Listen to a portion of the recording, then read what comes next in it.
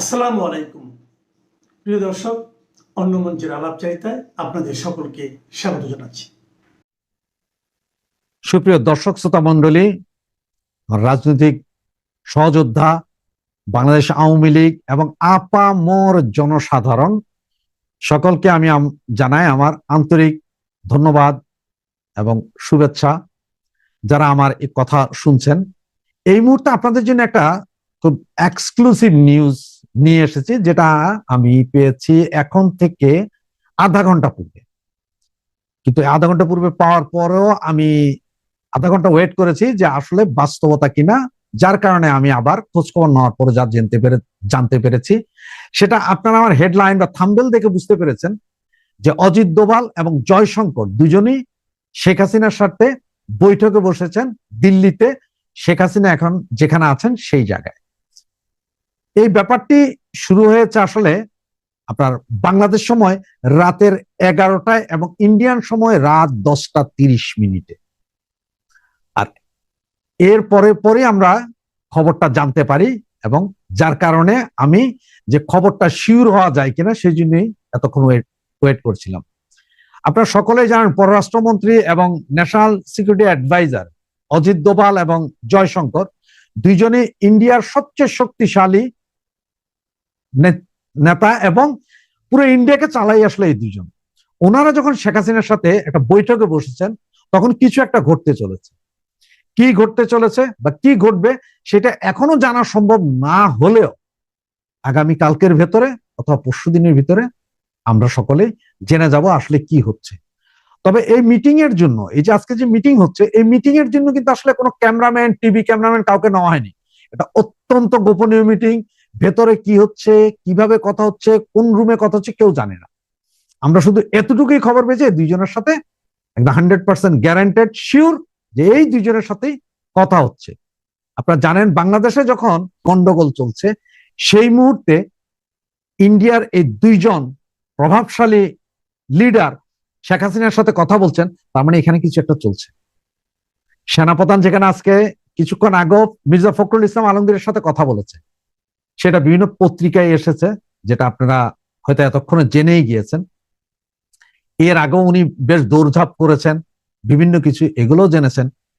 বাংলাদেশে যখন আমরা সকলে চিন্তা করছি সেনা শাসন আসছে না কি আসছে, ইউনূস কি থাকবে না পড়ে যাবে, কি হবে না হবে, এগুলো নিয়ে যখন সবাই চিন্তা করছি, সেই সময়ই আপনাদের কাছে আনলাম এই খবরটা। তো আপনাকে প্রথমও বলছি, এখনো বলছি যে এখন ভিতরে কি চলছে বা মিটিং কি হচ্ছে সেটা এখনো জানা সম্ভব হয়নি। দীর্ঘ প্রায় 45 মিনিট ধরে মিটিংটা চলছে। আপনাদের সামনে এই ভিডিওটা যখন যাবে তখন প্রায় 50-55 মিনিট হয়ে যাবে। এর ভেতরে হয়তো ওনারা বের হবেন বা আরো অনেকক্ষণ থাকবেন সেটা আমি জানি না। তবে আমি যখনই জানবো, যেই সময় জানবো, রাত যতটাই হোক বাংলাদেশের, রাত যদি 3টা বাজে, বাংলাদেশের 4টা বাজে, 5টা বাজে, খবর পাওয়ার সাথে সাথে আপনাদের সামনে আসবো এই খবরগুলোই দিতে। যে এটাই হচ্ছে যে এখনকার এক্সক্লুসিভ নিউজ, যে ইন্ডিয়ার অজিত দোভাল জয়শঙ্করের সাথে সরাসরি মিটিং এ বসেছেন আমাদের নেত্রী, জননেত্রী, বাংলাদেশের প্রাইম মিনিস্টার শেখ হাসিনা। সাথে থাকুন, পাশে থাকুন, যা আসবে নিউজ তাই দিব। জয় বাংলা, জয় বঙ্গবন্ধু। বাংলাদেশ নিয়ে এক প্রশ্নের উত্তর দিতে গোটা দক্ষিণ এশীয় প্রতিবেশী নিয়ে জবাব দিলেন ভারতের পররাষ্ট্রমন্ত্রী এস জয়শঙ্কর। এমনিতেই ভারতের পররাষ্ট্রমন্ত্রী এস জয়শঙ্কর বাংলাদেশে আসলেন, দেখলেন, কিন্তু প্রথাগতভাবে জয় করলেন কি না তা নিয়ে বিতর্ক এখন চায়ের কাপে তুফান তুলছে। বাংলাদেশ সফরে এসে জয়শঙ্কর অন্তর্বর্তীকালীন সরকার প্রধান উপদেষ্টা অধ্যাপক মোহাম্মদ ইউনূসের সাথে সৌজন্য সাক্ষাৎ করেননি, যা কূটনৈতিক মহলে ক্লিয়ার স্ন্যাপ বা ইচ্ছাকৃত উপেক্ষা হিসেবে গণ্য হচ্ছে। এই ঘটনা প্রবাহে আরো নতুন মাত্রা যোগ করেছে জামাতে ইসলামের আমিরের সেই পুরনো কথা তুলে ধরা, যেখানে তিনি ভারতের কূটনীতিকদের সাথে গোপন বৈঠকের কথা প্রকাশ করেছেন। কিন্তু এসব আলোচনার রেশ কাটতে না কাটতেই 2রা ডিসেম্বর মাদ্রাজে জয়শঙ্কর প্রতিবেশীদের উদ্দেশ্যে বললেন, রক্ত এবং পানি একসাথে বইতে পারে না, মানে সন্ত্রাস বা তার বন্ধুত্ব একসাথে হতে পারে না। মজার ব্যাপার হলো তিনি এমন এক সময় কথাগুলো বলেছেন যখন বাংলাদেশ ও ভারতের মধ্যকার গঙ্গা চুক্তির নবায়ন নিয়ে ভারতে বসে বৈঠক করছেন দেশ দুটির কর্মকর্তারা। বিশ্লেষকরা মনে করছেন বাংলাদেশ সফর শেষে ফিরে গিয়ে মাদ্রাজে বসে জয়শঙ্কর এমন বার্তা দিলেন যেটি ঝিকে মেরে বউকে শেখানোর মতো। বাংলাদেশে বসে অন্তর্বর্তীকালীন সরকারকে দিয়ে গেলেন বার্তা, আর দিল্লিতে বসে কি বাংলাদেশের ভবিষ্যৎ সরকারের উদ্দেশ্যে বার্তা দিলেন। মাদ্রাজের ইন্ডিয়ান ইনস্টিটিউট অব টেকনোলজিতে একটি অনুষ্ঠানে গিয়েছিলেন ভারতের পররাষ্ট্রমন্ত্রী এস জয়শঙ্কর। সেখানে শিক্ষার্থীদের সঙ্গে কথা বলতে গিয়ে উঠে আসে বাংলাদেশ সহ প্রতিবেশীদের সাথে ভারতের সম্পর্কের প্রসঙ্গ। এক শিক্ষার্থী জয়শঙ্করকে বাংলাদেশের সাম্প্রতিক সফরের প্রসঙ্গ টেনে নিরাপত্তা ও সম্পর্কের বিষয়ে তার মতামত জানতে চান। ভারতের পররাষ্ট্রমন্ত্রী প্রতিবেশীর সাথে সম্পর্কের বিষয়টি শুধু বাংলাদেশের মধ্যে সীমাবদ্ধ রাখেননি, তিনি বলেছেন বিষয়টিকে বৃহত্তর প্রেক্ষাপটে উত্তর দিতে চান। এস জয়শঙ্কর তার বক্তব্যের শুরুতে বলেন, তিনি বাংলাদেশের প্রাক্তন প্রধানমন্ত্রী বেগম খালেদা জিয়ার অন্ত্যেষ্টিক্রিয়ায় ভারতের প্রতিনিধিত্ব করতে 2 দিন আগে সেখানে গিয়েছিলেন। তিনি কূটনীতিকে একটি সাধারণ জ্ঞান বা কমন সেন্স হিসেবে বর্ণনা করেন, যা কেবল মার্জিত ভাষায় প্রকাশ করা হয়। এরপরে জয়শঙ্কর বলেন, যদি কোনো প্রতিবেশী আপনার প্রতি ভালো হয় বা অন্তত ক্ষতিকর না হয়, তবে আপনার স্বাভাবিক প্রবৃত্তি হলো তাদের প্রতি সদয় হওয়া, সাহায্য করা এবং বন্ধুত্ব বন্ধন গড়ে তোলা। প্রশ্ন উঠেছে, ঠিক 2 দিন আগে রাষ্ট্রীয় সফরে বাংলাদেশে এসে জয়শঙ্কর বাংলাদেশের প্রধান উপদেষ্টার সাথে যে সৌজন্য সাক্ষাৎই করলেন না, তার প্রেক্ষিতে কি জয়শঙ্কর এমন বার্তা দিলেন? দর্শক, কূটনীতিতে নীরবতা অনেক সময় হাজারো শব্দের চেয়ে বেশি শক্তিশালী। 31শে ডিসেম্বর এস জয়শঙ্কর যখন বিশেষ সামরিক বিমানে ঢাকা নামলেন, তখন তার মূল কর্মসূচি ছিল বেগম খালেদা জিয়ার অন্ত্যেষ্টিক্রিয়ায় অংশগ্রহণ করা। কিন্তু কূটনৈতিক শিষ্টাচার বলে ভিন দেশের একজন পররাষ্ট্রমন্ত্রী যখন কোনো দেশে যান, তখন সেই দেশের সরকার প্রধানের সাথে অন্তত একটি সৌজন্য সাক্ষাৎ করার রেওয়াজ আছে। অথচ এস জয়শঙ্কর ঢাকায় আসলেন, তারেক রহমানের সাথে রুদ্ধদ্বার বৈঠক করলেন, এমনকি ভারতের সাথে যে দেশটির সবচেয়ে বেশি বৈরী সম্পর্ক, সেই পাকিস্তানের স্পিকারের সাথেও কুশল বিনিময় করলেন। কিন্তু বাংলাদেশের অন্তর্বর্তী সরকারের প্রধান উপদেষ্টা অধ্যাপক ডক্টর মোহাম্মদ ইউনূসের সাথে তার দেখা করার কোনো সুযোগ বা ইচ্ছা কোনোটাই দেখা গেল না। বিশ্লেষকরা বলছেন, এর মধ্য দিয়ে দৃশ্যত ভারত বুঝিয়ে দিল বর্তমান অন্তর্বর্তী সরকারকে তারা অতীতের খাতায় ফেলে দিয়েছে, তারা এখন ভবিষ্যতের দিকে তাকাচ্ছে। আগামী 12ই ফেব্রুয়ারি অনুষ্ঠিত ত্রয়োদশ সংসদ নির্বাচনের মাধ্যমে বিএনপি ক্ষমতায় আসবে বলে ধারণা করা হচ্ছে। তার একটা বড় কারণ, তাদের প্রধান রাজনৈতিক প্রতিপক্ষ আওয়ামী লীগ এখন ভোটের মাঠে নেই। শুধু তাই নয়, নিষেধাজ্ঞার খড়গে দলটির তৎপরতাও নেই। বিশেষজ্ঞদের মতে ভারতের প্রধানমন্ত্রীর শোক বার্তা এবং শোক যাত্রায় জয়শঙ্করের উপস্থিতি দুটোই ভারতের সুপরিকল্পিত কূটনৈতিক উদ্যোগ।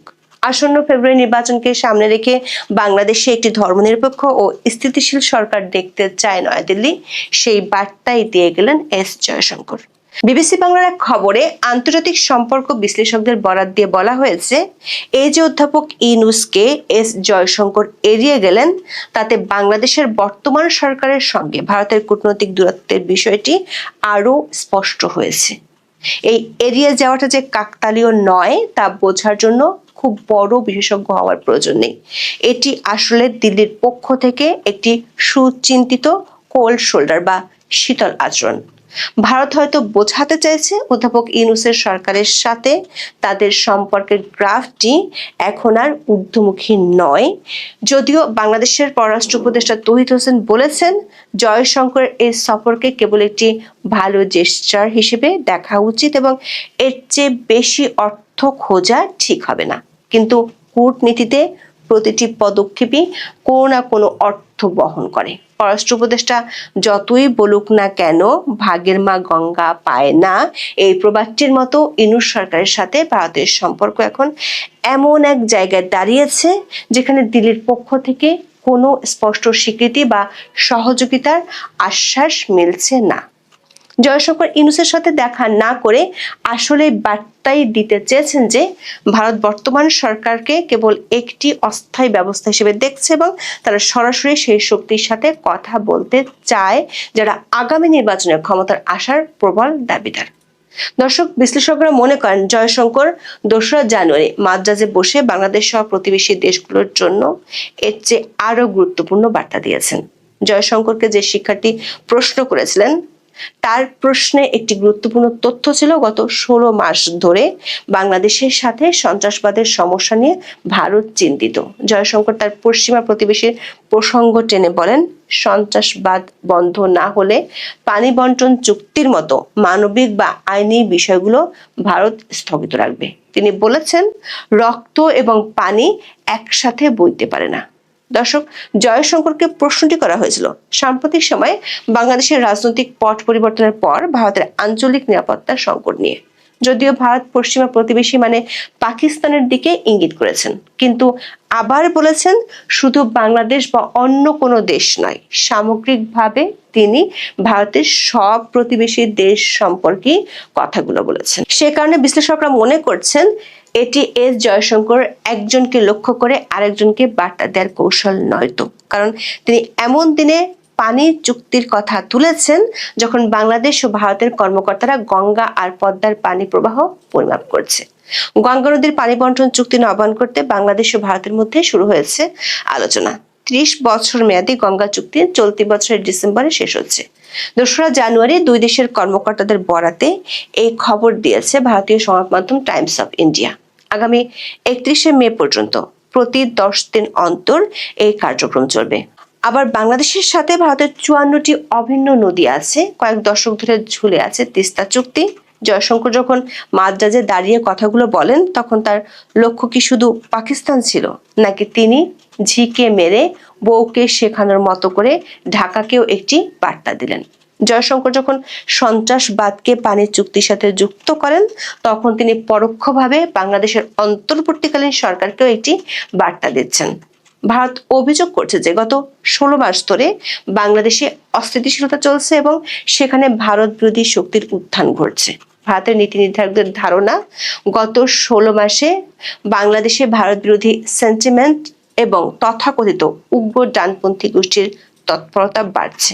জয়শঙ্কর স্পষ্ট করেছেন যে যদি কোনো প্রতিবেশী দেশ উগ্রবাদ বা সন্ত্রাসবাদকে প্রশ্রয় দেয় তবে তারা গুড নেইবারলিনেস বা সুপ্রতিবেশী সুলভ আচরণের সুবিধা পাবে না। বিশ্লেষকরা মনে করেন জয়শঙ্কর মাদ্রাজে 2রা জানুয়ারি যা বলেছেন তা আসলে একটি কৌশলগত বার্তা। তিনি বুঝিয়েছেন যে পানি একটি কৌশলগত হাতিয়ার। যদি প্রতিবেশী দেশ ভারতের নিরাপত্তা নিশ্চিত না করে তবে ভারত তার সকল দ্বিপাক্ষিক প্রতিশ্রুতি থেকে সরে আসতে পারে। এটি হলো সেই ঝি বউ থিওরি। পাকিস্তানকে আক্রমণ করে ভারত আসলে এই অঞ্চলের সকল প্রতিবেশীকে জানিয়ে দিল যে ভারতের জাতীয় স্বার্থবিরোধী কোনো কাজের সাথে আপোষ করলে পানির চুক্তির মতো বিষয়গুলো হুমকির মুখে পড়তে পারে। তার মানে ভারতের সাথে সম্পর্ক রাখতে হলে চেরি পিকিং করা যাবে না। জয়শঙ্কর বলেছেন, সন্ত্রাসবাদের বিরুদ্ধে নিজেদের জনগণকে রক্ষা করার অধিকার ভারতের আছে এবং ভারত কিভাবে সেই অধিকার প্রয়োগ করবে তা অন্য কেউ বলে দিতে পারে না। আন্তর্জাতিক সম্পর্ক বিশ্লেষকরা বলছেন, অন্য কোনো সময় জয়শঙ্করের মন্তব্য হয়তো সোজাসাপটাভাবে পাকিস্তানের উদ্দেশ্যে বলেছেন বলে মনে করা হতো, কিন্তু তিনি মাত্র 2 দিন আগে বাংলাদেশ সফর করে তার কর্মকাণ্ডের মাধ্যমে দুটো গুরুত্বপূর্ণ বার্তা দিয়ে গেছেন। অধ্যাপক ইউনূসকে এড়িয়ে যাওয়ার চেয়ে বেশি গুরুত্বপূর্ণ হলো জয়শঙ্করের সফরের সবচেয়ে বেশি আলোচনায় এসেছে বিএনপির ভারপ্রাপ্ত চেয়ারম্যান তারেক রহমানের সাথে তার বৈঠক। বিশ্লেষকরা মনে করেন ভারত আসলে বিএনপিকে একটি রাজনৈতিক স্বীকৃতি বা পলিটিক্যাল লেজিটিমেসি দিল, যা গত 1.5 দশকে তারা পায়নি। 2018 সালে নির্বাচনের আগে বিএনপি দলের স্থায়ী কমিটির সদস্য আমির খসরু মাহমুদ চৌধুরীর নেতৃত্বে একটি প্রতিনিধি দল পাঠিয়েছিল ভারতে। উদ্দেশ্য ছিল নয়া দিল্লির মনোভাব পরিবর্তন করা, কিন্তু দিল্লির মন ফেরাতে পারেনি বিএনপি। কিন্তু এখন আওয়ামী লীগের অনুপস্থিতির কারণে বাংলাদেশ নিয়ে ভারতের পরিকল্পনাও বদলাতে হচ্ছে। একদিন আগে ভারতের ক্যাবিনেট সচিবালয়ের সাবেক কর্মকর্তা শান্তনু মুখার্জি বিবিসি বাংলাকে বলেছেন, নির্বাচিত হয়ে বিএনপি সরকার যদি শুধু ভারতের সিকিউরিটি কনসার্নগুলো অ্যাড্রেস করে, তাহলে তাদের সঙ্গে দিল্লির স্বাভাবিক সম্পর্ক তৈরি না হওয়ার কোনো কারণ নেই।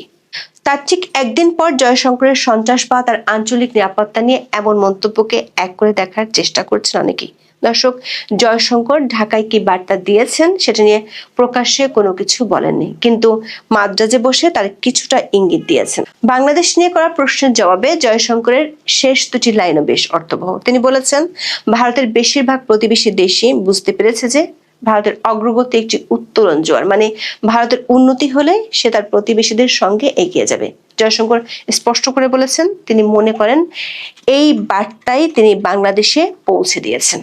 জয়শঙ্কর বলেছেন, বাংলাদেশ এখন একটি নির্বাচনের দিকে এগিয়ে যাচ্ছে, হয়তো তার মাধ্যমে অনেক কিছু সেটেল হবে। কূটনৈতিক সূত্রগুলো বলছে, জয়শঙ্করের সফরের ডিউরেশন ছিল মাত্র 4 ঘন্টা, কিন্তু এটি যে 400 কিলোমিটার বেগে কাজ করেছে সেটির ইঙ্গিতও পাওয়া যায়। জয়শঙ্কর ঢাকা থেকে বিদায় নিতে না নিতেই জামাত ইসলামের আমির ডক্টর শফিকুর রহমান যা ফাঁস করলেন, তাতে কূটনৈতিক পাড়ায় রীতিমতো হুলস্থুল পড়ে গেছে। তিনি জানান, 2025 সালের মাঝামাঝি সময় ভারতের কূটনীতিকরা তার সাথে গোপনে দেখা করেছিলেন এবং তারা অনুরোধ করেছিলেন যেন বিষয়টি গোপন রাখা হয়। অনেকের প্রশ্ন, জয়শঙ্কর ঢাকা ছাড়ার পরদিনই কেন জামাত এই সিক্রেট ফাঁস করলো? দর্শক, জয়শঙ্করের সফর বলছে, ভারত এখন ওয়েস্ট অ্যান্ড ওয়াস্ট নীতিতে বিশ্বাসী, আর বাংলাদেশের সামনের সরকারের জন্য সবচেয়ে বড় চ্যালেঞ্জ হবে ভারতের নতুন হার্ডলাইন কূটনীতিকে সামলানো। জয়শঙ্কর ঢাকা এসে ঝিকে মেরে বউকে শেখানোর কাজটি বেশ সুচারুভাবেই সেরে গেছেন। এখন শেখার পালা কার, সেটাই দেখার বিষয়। এখন এ পর্যন্ত, সবাই ভালো থাকুন। ডক্টর জয়শঙ্কর ঢাকা থেকে ফিরে এসে দেখা করেন প্রধানমন্ত্রী শেখ হাসিনার সঙ্গে।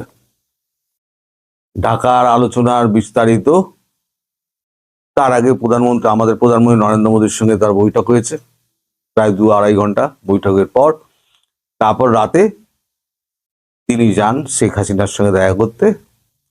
শেখ হাসিনার সঙ্গে দেখা করে তিনি ঢাকার সফরের আদ্যপান্ত তিনি বলেন, এবং কূটনৈতিক যত বিষয়গুলো আছে তাতে যা তার মনে হয়েছে যে এটা হতে পারে, ওটা হতে পারে, এটা ভাবছে, ও ওটা ভাবছে, এইগুলো নিয়ে খুঁটিনাটি বিষয় নিয়ে আলোচনা করেন।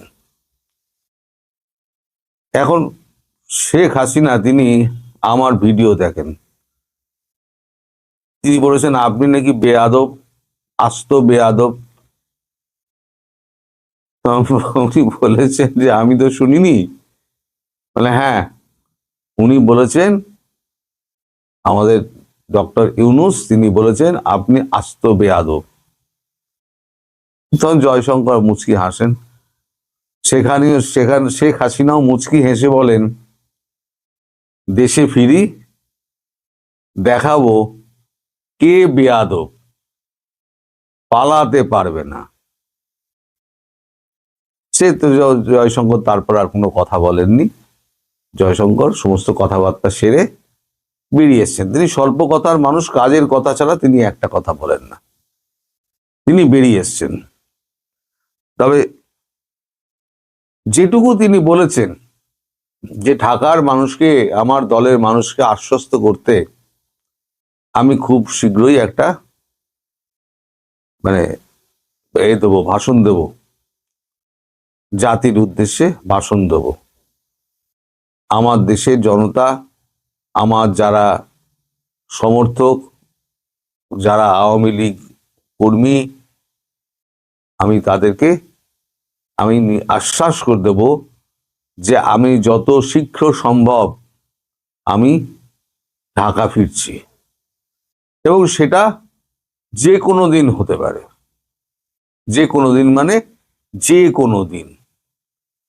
এখন যে কোনো দিন বলতে উনি কি বলতে চাইছেন, মানে কতটুকু মানে মানে তিনি আস্থার সঙ্গে বলছেন সেটা উনিই বলতে পারবেন, আমি তো বলতে পারবো না। নিশ্চয়ই তার কাছে কোনো খবর আছে, সরকারি পর্যায়ে কোনো খবর আছে, যেটা আমরা কেউ জানতে পারছি না।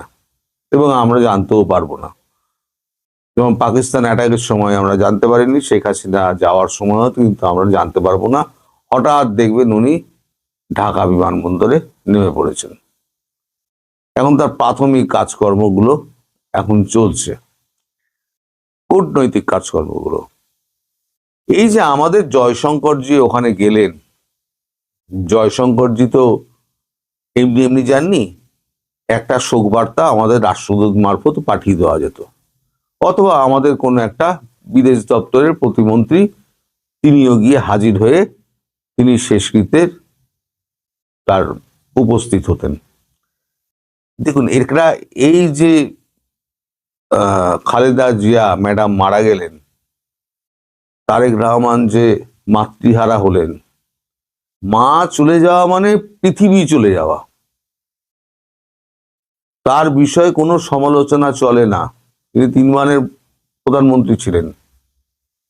সব মানুষ খারাপ ভালো, সব মানুষই বেরোয়, তারও কিছু খারাপ ভালো আছে, কিন্তু সেটা এখন আলোচনা করার বিষয় নয়। তারেক রহমানের কাছে পৃথিবী শূন্য হয়ে গেছে।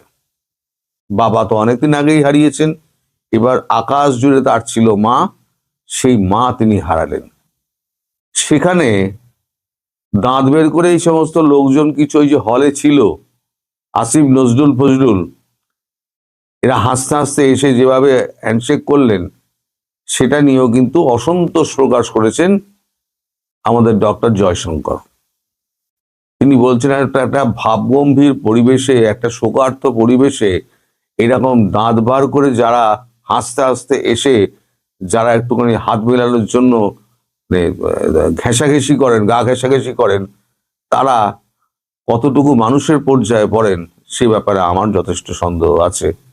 তিনি শেখ হাসিনাকে বলেছেন এটা, শেখ হাসিনাও একমত যে না, এটা যেটা হয়েছে অত্যন্ত খারাপ হয়েছে, ওনার মৃত্যু অত্যন্ত দুঃখজনক, এবং ওখানে যারা উপস্থিত ছিলেন তাদের যে আচরণ, সে আচরণও ঠিক বলে মনে হয়নি আমি যা খবর পেয়েছি। তারপর তো আপনি নিজে মুখে আমায় বলছেন। তো এই যে আপনাদের পররাষ্ট্র উপদেষ্টা তৌহিদ হোসেন, তিনি বলছেন এটা কোনো কূটনৈতিক বিষয় নয়। আরে মশাই, কূটনৈতিক বিষয় কোনটা নয়? কূটনৈতিক বিষয় তো এইটা যে একটা কূটনীতিক আর একটা অন্যজনের সঙ্গে মিলছে যখন, তখন কতটা তিনি আগ্রহের সঙ্গে মিলছেন, তাদের বডি ল্যাঙ্গুয়েজটা গোনা হয়। কে জোরে করমর্দন করলেন, কে শুধু হাত মেলালেন, কে বুকে জড়িয়ে ধরলেন, কার দিকে টেরা চোখে তাকালেন, কাকে দেখে মুচকি হাসলেন, কাকে ওভারলুক করলেন, সব কিন্তু কূটনীতিতে সব কিন্তু গোনা হয়। কত মিনিট আলোচনা করেছেন, কত মিনিট হ্যান্ডশেক করেছেন, কতবার গলায় জড়িয়েছেন, কতবার নিজের সঙ্গে সেলফি তুলেছেন। যেমন আমাদের ইতালির প্রধানমন্ত্রী, তিনি জর্জিয়া মেলোনি, তিনি প্রধানমন্ত্রী মোদির সঙ্গে তিনি সেলফি তুলে একেবারে পুরো টিকটক মাতিয়ে দিয়েছেন। কয়েক মিলিয়ন মিলিয়ন ভিউজ হয়েছে তার। তো যাই হোক, তো ওই হ্যালো হ্যালো মেলোডি, যেখানে উনি বলছেন হ্যালো মেলোডি, মানে মেলোনির মেলো আর মোদির মেলোডি। তো যাই হোক, এইগুলো মাপা হয়। তো এখানে কূটনীতির বাইরে কিচ্ছু হয় না, সব কূটনৈতিক বিষয়। আপনি যদি কূটনৈতিক ব্যাপারগুলো এড়িয়ে যেতে চান, সেটা আলাদা ব্যাপার, কারণ সেটা আপনার ব্যর্থতা। আপনি পররাষ্ট্র উপদেষ্টা হয়ে আপনি এখনো কিছু করতে পারেননি, তার জন্য গতকালকে ইউনূস আপনাকে ব্যাপক ঝাড় দিয়েছে। সেটা আপনার জনগণ তারা জানে না, আপনি চেপে গেছেন, আপনার কাগজে চেপে গেছে। এখন আর ওই ডাস্টবিন শফিককে তো দেখা যায় না, তিনি কোথায় যে ডুব মেরেছেন তাকে এখন খুঁজে পাওয়া যাচ্ছে না। ব্যাপারটা কি হলো আমি বুঝতে পারছি না। তো যাই হোক, এখন এই আমাদের তৌহিদ হোসেনকে ডক্টর ইউনূস বলেছেন যে আপনি একটা অপদার্থ, আপনার দ্বারা কিছু হবে না। এই খলিলুর রহমান সেই যে একটা বিমস্টেকে আমাদের একটা বৈঠকের ব্যবস্থা করেছিলেন, তারপর থেকে আপনার দ্বারা কোনো কাজই সম্পন্ন হয়নি। আপনি কেন ওই পদে আছেন আমার তো এই নিয়ে নানান মনে প্রশ্ন জাগে বলে ব্যাপক ঝাড় দিয়েছেন তৌহিদ হোসেনকে। তৌহিদ হোসেন তারপরেতে একদম মাথা নিচু করে বেরিয়ে গেছেন। এগুলো তো আপনারা তো জানবেন না। তো সব থেকে ইন্টারেস্টিং হচ্ছে জামাত, এত ভারত বিরোধিতা, এত ভারত বিরোধিতা, সবকিছুর মধ্যে কিন্তু ভারত বিরোধিতা খুঁজে বেড়ান। যা কিছু করছেন সব হচ্ছে ভারত বিরোধিতা। তো কালকে জামাতের আমির বলেছেন এখন ডিরেক্টলি ভারত বিরোধিতা কিছু করা যাবে না। যে কথা জামাত বলেছেন নেতা আমির, যে কথা বলেছেন শফিকুর রহমান, সেই একই কথা বলেছেন তারেক রহমান। কালকে তারেক রহমানের কাছে শোক জানাতে গিয়েছিলেন আপনাদের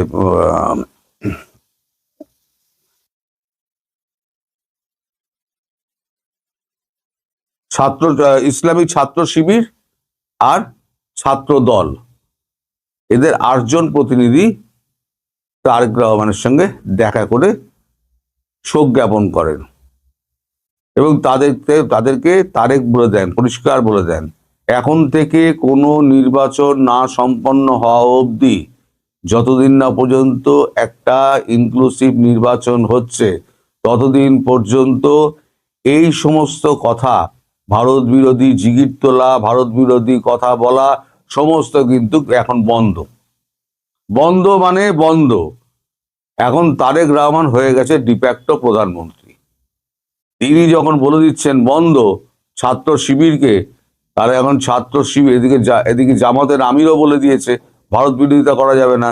ফলে এবারে যে ডেসপারেশন যেটা আছে না, ডেসপারেশন ভেতরে যে কিছু হলে ভারতের দিকে একটা কামান দেখে দাও, এই ডেসপারেশনটা কিন্তু এবার একটুখানি কমে যাবে। এখন আর অত বলা যাবে না ভারত বিরোধী বক্তব্য করা যাবে না, বলা যাবে না। ডক্টর ইউনূসও এখন একটুখানি চেপে গিয়েছেন। ডক্টর ইউনূস, আপনি যে এত ভারত বিরোধিতা করলেন, এত আপনি মোদী সাহেবকে এত গালাগালি করলেন, আপনার তো কাজই ছিল হচ্ছে ভারত বিরোধিতা। অথচ আপনার নামে যখন ওই ফ্রান্সের ইলিয়াস, আমি ইলিয়াসের সুখ্যাতি করছি না মোটে, সে একটা দেশদ্রোহী, তো ইলিয়াস যখন আপনাকে গালাগাল করলো, তখন কিন্তু আপনি তার চ্যানেল ফ্যানেল সমস্ত কিছু করে তাকে একদম বিগাড়ি করে দিলেন। তার মানে আপনি সমালোচনা শুনতে পারেন না। তাহলে এবার বুঝে দেখুন, সারা বিশ্ব থেকে যে সমস্ত ইসলামিক দলগুলো আপনাদের রয়েছে, আপনার তাবেরের কোয়ার্টারের লোকেরা রয়েছে, তারা যেভাবে মোদিজিকে আক্রমণ করে এবং ডিপ স্টেট যেভাবে খেলাধুলো করে, এ তো ফুটবল খেলা হয়, সেখানে নরেন্দ্র মোদীর ধৈর্য কতটা। এবং আমাদের দেশের মধ্যে যারা নরেন্দ্র মোদীকে গালাগাল করেন, তিনি কিন্তু কিছু বলেন না, তার ধৈর্য এতটাই। কিন্তু যদি আপনি ভারত বা আমাদের ভারতবর্ষের কোনো ভারতবাসী যদি ভারতবর্ষের বিরুদ্ধে বলে, তাহলে তার থেকে খারাপ আর কেউ নেই। নরেন্দ্র মোদীকে আপনি বলতে পারেন, যা খুশি বলতে পারেন, ব্যক্তি নরেন্দ্র মোদী, কিন্তু ভারত মাকে কিছু বলতে পারবেন না। এখন মানুষের মধ্যে এই যে আমাদের একটা দেশাত্মবোধ করে তুলেছে। আমি বলেছিলাম না, অনেক আগে বলেছিলাম যে আমাদের একটা দরকার, অ্যানসেস্টার দরকার ছিল, একটা পূর্বপুরুষের দরকার ছিল, যারা লৌহ কঠিন একদম শাসন করে রেখে দেবে পুরো সমাজটাকে, পুরো পরিবারকে শাসন করে রেখে দেবে। আমরা ভারতবাসীকে উনি একটা পরিবার করে দিয়েছেন এবং উনি হচ্ছেন আমাদের পরিবারের নেতা। আমরা মেনে নিয়েছি তিনিই হচ্ছেন আমাদের পরিবারের নেতা। ফলে আপনারা যতই চেষ্টা করুন, আগামী আরো 2টো টার্ম যদি তার শরীর দেয়, তিনি আরামসে উনি প্রধানমন্ত্রী হয়ে দেশ শাসন চালাবেন এবং আপনাদের মতো যত জেহাদি আছে ইউনূস সাহেব আপনাদেরকে চাবুক লাগাবে। ইরানের খামেনির অবস্থা কিন্তু খুব খারাপ, জেনে রাখবেন। ফলে ইরানে যাওয়ার যে আপনার একটা মৃদু প্রচেষ্টা ছিল না, সেটা কিন্তু আর হবে না। কারণ কোন দিন ইরান দেখবেন খামেনি দেখতেন দৌড় দিয়েছে, কারণ খামেনির দেশের একেবারে ছেলেরা এখন রাস্তায়, বলেছিল রাস্তায় লিখে বেড়াচ্ছে দেয়ালে দেয়ালে যে যত পারো বোম মারো ইসরায়েল, ওই মোল্লাগুলোদের উপরে, এরাই হচ্ছে সমস্ত দেশের শত্রু। তা আপনার দেশের শত্রুগুলো হচ্ছে আপনি এবং আপনার জিহাদি এই মোল্লাগুলো। ফলে কামাগাজি ড্রোন যখন পড়বে না, তখন এই কামাগাজি ড্রোনগুলোর শব্দ দেখবেন যে আপনার ওই জিহাদিগুলোর সমস্ত লুঙ্গি তুলে একেবারে বঙ্গোপসাগরে যাচ্ছে। আমার খুব ইচ্ছে একটা ব্রহ্মোস অন্তত আপনার যমুনার ধারে কাছে মারুক, একটা মোটামুটি একটা পুকুর করে দিই। সেটা কবে হবে আমার মানে এই স্বপ্ন পূরণ কবে হবে আমি জানি না, কিন্তু আমি চাই এই স্বপ্ন পূরণটা হোক। এপাশ থেকে ওপাশ হলে, উনি তো বলে এসছেন যে এপাশ থেকে ওপাশ যদি হয় তাহলে ৭১-এর পুনরাবৃত্তি ঘটবে। তার ৭১-এর পুনরাবৃত্তি ঘটা মানে কামাকাজি ড্রোন এবং মিসাইল এবং ব্রহ্মস, পিনাকা, আকাশ, আকাশ তীর, যা যা আমাদের স্টকে আছে সব মেরে দেবে একটা করে। টেস্টিং হবে, টেস্টিং গ্রাউন্ড হবে কিন্তু কোনটা? বাংলাদেশ। বাংলাদেশ নয়, পূর্ব পাকিস্তান। যাই হোক, ভালোই ভালোই সব মিটে গেলে ভালো। একটু জিহাদি ফেহাদি কমিয়ে দিন, কমিয়ে দিয়ে ইনক্লুসিভ নির্বাচনের ব্যবস্থা করুন, যাতে আপনি কিছুটা হলেও দয়ার পাত্র হতে পারেন।